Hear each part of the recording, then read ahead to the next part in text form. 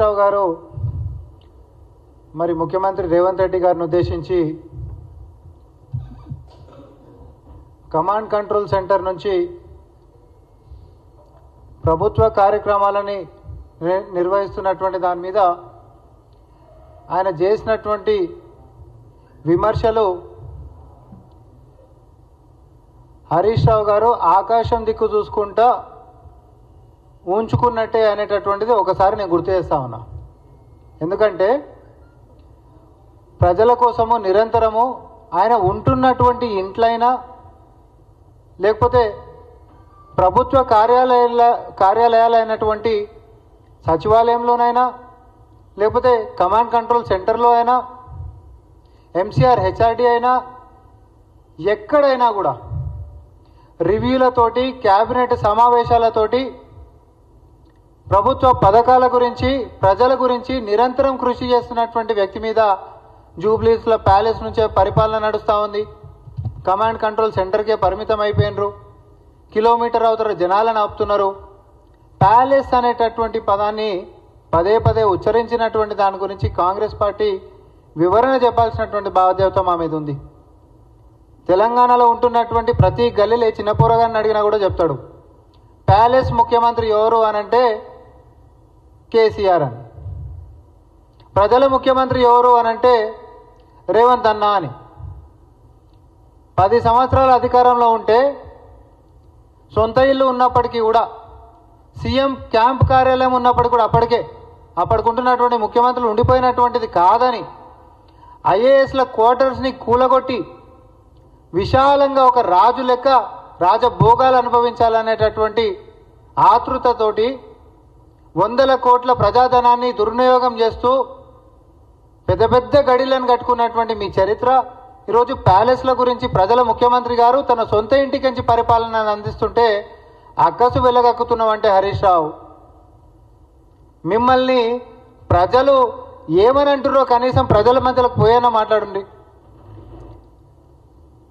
సచివాలయంకి ముఖ్యమంత్రి గారు పోతలేరని మాట్లాడతాడు.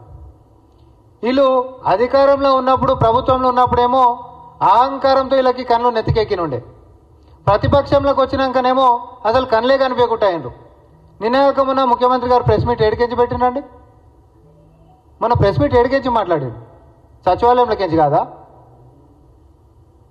లాస్ట్ టైం అయినటువంటి క్యాబినెట్ సమావేశం ఏడికెంచి అయింది, సచివాలయంలోకించి కాదా? పాలనాపరమైనటువంటి నిర్ణయాలు ఏడికెంచి అవుతున్నాయి, సచివాలయంలోకించి కాదా?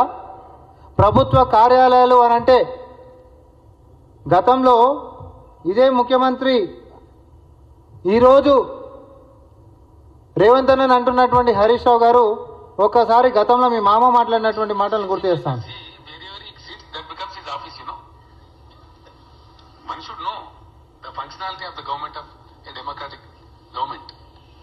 इसका कोई जरूरी नहीं है कि कहां से काम कर रहे, क्या काम कर रहे हैं उससे मतलब है जनता को, क्या काम हो रहा है उससे मतलब है, क्या होना चाहिए उससे मतलब है. प्रूव हो गया आज, उसके बाद भी फिर वही सवाल पूछे तो उसका कोई मायने नहीं. Please don't go into that. ముఖ్యమంత్రి ఏడ కూర్చుంటే అదే ప్రభుత్వ కార్యాలయం అని చెప్పి గతంలో ఇదే మీడియా ప్రతినిధులు మీ అటువంటి పెద్దలు పోయి అసలు మీరు ఎప్పుడు కూడా సచివాలయానికి వచ్చినటువంటిదే లేదు, 10 సంవత్సరాల్లో 10 సంవత్సరాలలో కనీసం 1% అన్నా సచివాలయానికి వచ్చి పరిపాలన అందించినటువంటి చరిత్ర మీ మామకుందా? మీరా మాట్లాడేది ఈరోజు రేవంత్ రెడ్డి గారి గురించి? ఆయన పొద్దున 8 గంటలకు కూడా అధికారులతోటి రివ్యూ అని చెప్పి ఈరోజు మనకి మన సీఎంఓ కార్యాలయంలోనైనా లేకపోతే వాట్సాప్లలో వస్తున్నటువంటి సమాచారాలు ఏడ చూసినా కూడా 8 గంటలకు కూడా రివ్యూలు చేస్తున్నటువంటి ట్రాక్ రికార్డు మాది. నిరంతరం ప్రజల గురించి ప్రజల మధ్యలో తిరుగుతున్నటువంటి ట్రాక్ రికార్డ్ మాది. ప్రజాభవన్ నుంచి సమస్యల పరిష్కారం గురించి అని చెప్పి ఈరోజు ఒక కమిషన్ చైర్మన్ని తర్వాత ఒక ఐఏఎస్ అధికారిని అక్కడనే కంప్లీట్గా కూడా పెట్టి ప్రజల సంక్షేమం గురించి మనం మరి సమస్యలు తీర్చాలనేటటువంటి పరిపాలన అందిస్తున్నటువంటిది ప్రజల ముఖ్యమంత్రి రేవంత్ రెడ్డి గారు. ఇంటికాడనంటే కిలోమీటర్ అవతల ఆపుతానంటే ఆడికించి ఆడికి నడుచుకుంటూ పోతారంట. రండి హరీష్ రావు గారు, మీరు ఎప్పుడు వస్తారో రండి, నేను తీసుకొని పోతా.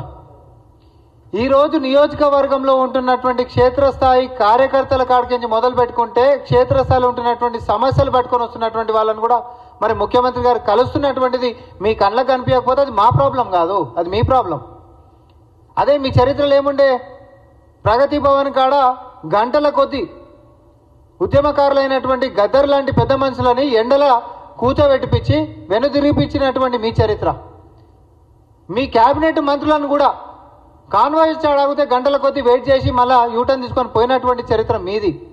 గడిలలో ఉండి రాజుల లెక్క ఫీల్ అయిపోయి ప్రజలకు అందుబాటులో లేక కనీసం ప్రజలకి రాకుండా పాలనను అందించినటువంటి మీరు ఆఖరికి ఈరోజు కూడా చెప్తా ఉన్నా, ప్రతిపక్షం హోదా ఇస్తే ప్రతిపక్ష నాయకుడు లెక్క కనీసం అసెంబ్లీకి రానటువంటి మీ మామ ఈరోజు గడిల గురించి, మీరు ప్రజల గురించి, పరిపాలన గురించి మాట్లాడితే హాస్యాస్పదంగా ఉంది. హరీష్ రావు గారు, నీవు ఎన్ని వందల ఎకరాలు నార్మల్ ఒక పొలం చుట్టూ కడీలు పెడతాం మనం, కడీలు ఎట్లయితే పెడతామో పోలీసు వాళ్ళని కడీలు పెట్టినట్టు పెట్టిండు. నువ్వు 10 సంవత్సరాలు అధికారంలో ఉంటే కాపలా లెక్క కడీలు ఉన్నట్టు పోలీసు వాళ్ళని ఆడబెట్టి కోట్ల రూపాయలు ప్రజాధనాన్ని నీ పహారా కార్చనీకే పోలీసు వాళ్ళని వాడుకున్నటువంటి నీ చరిత్రకి,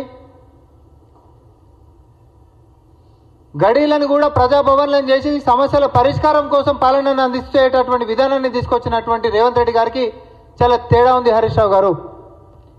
అంతేకాదు ఆయన ఫామ్ హౌస్ చుట్టూ ఊర్లలో ఎవరైనా రావాలనంటే ఇజ్రాయెల్ పాలస్తీనాల మధ్యలో ఏదో ఏమంటారు బ్యారికేడ్లు వేసేసి చెకప్లు నడుస్తాయి చూసిరా, అట్లా ప్రజలు సొంత ఊర్లలోకి రావాలనంటే బ్యారికేడ్లు వేసి చెకప్లు చేసి వాళ్ళకి ఐడి కార్డులు ఇచ్చినటువంటి చరిత్ర మీది. ఈరోజు అట్లాంటి చీకటి రోజులు గిట్ట ఏమైనా ఉన్నాయా? ప్రజాపాలనలో పారదర్శకంగా ప్రజాస్వామ్యాన్ని ఈరోజు బతికిస్తున్నటువంటి మా పాలన ప్రజల ముఖ్యమంత్రి రేవంత్ రెడ్డి గారు ఈరోజు మీరు గడీలకెంచి ఏది ప్యాలెస్ అనంట, ప్యాలెస్ ఏమైనా అధికారంలోకి వచ్చినాక కట్టినాడండి ఆయన ఏమన్నా?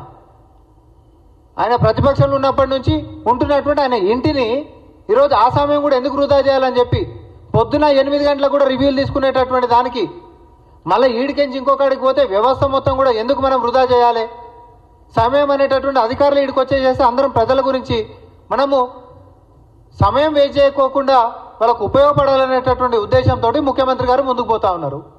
కడుపులో మంట, కడుపులో కత్తులు పెట్టుకొని మాట్లాడుతున్నటువంటి మీ యొక్క తీరు ప్రజలు చూస్తూ ఉన్నారు.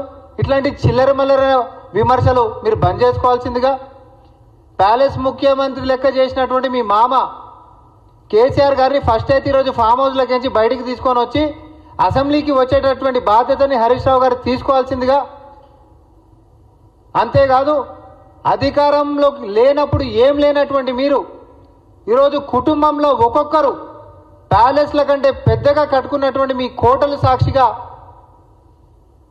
విమర్శలు బంద్ చేసి ప్రజల గురించి వారి సమస్యల మీద కొట్లాడాల్సిందిగా కాంగ్రెస్ పార్టీ నుంచి విజ్ఞప్తి చేస్తా ఉన్నాం. అంతే తప్ప చిల్లరగా దయచేసి తెలంగాణలో గాలి మాటలు మాట్లాడుకుంటా జస్ట్ ఏదో గాలి ఆరోపణలు చేసుకుంటా ముఖ్యమంత్రి గారిని అక్కాలు కాబట్టి ఏదో టనాలు కాబట్టి దయచేసి వైఖరిని బంద్ చేయాల్సిందిగా మేము కోరుకుంటా ఉన్నాం.